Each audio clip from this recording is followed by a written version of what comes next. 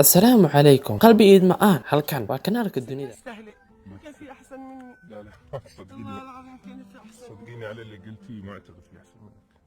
بس انا ما استاهل والله العظيم.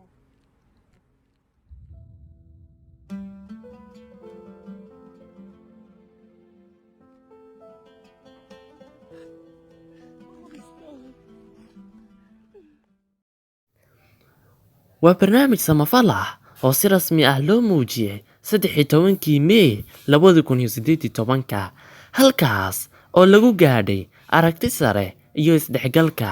Waxaa lagu soo bandhigay warbaahinta bulshada marka lagu daro kanaalka Noor Dubai oo ah kanaal Carabi ah oo laga leeyahay dalka Imaaraadka. Waxaa la aasaasay bishii Sebtembar 2008. Waxaa aasaasay Sheekh Maxamed bin Rashiid Al Maktoum, madaxweyne ku-xigeenka iyo ra'iisul wasaaraha Imaaraadka. Kadib gooshii laga gaadhay in la gaadho 5 milyan oo shakhsiyaad ah sanadii ugu horeysay si ay u filiso dhammaan howlaheeda oo ay u gaadho yoolkeeda. MBC1 iyo kanaalka Abu Dubai. Qalbigayga ayaa dib u helay.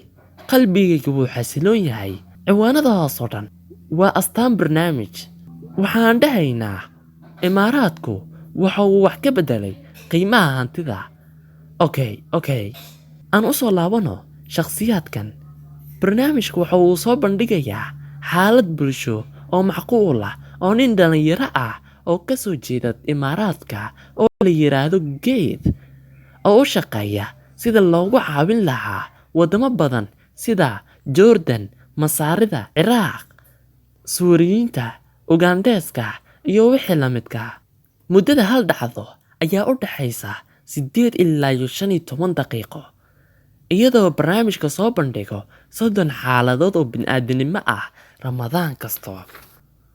Soo bandhigayaashu barnaamijku waxay sameeyaan in ninka ay qariyaan wejigiisa si ay diiradda u saaraan marka hore inay wanaag sameeyeen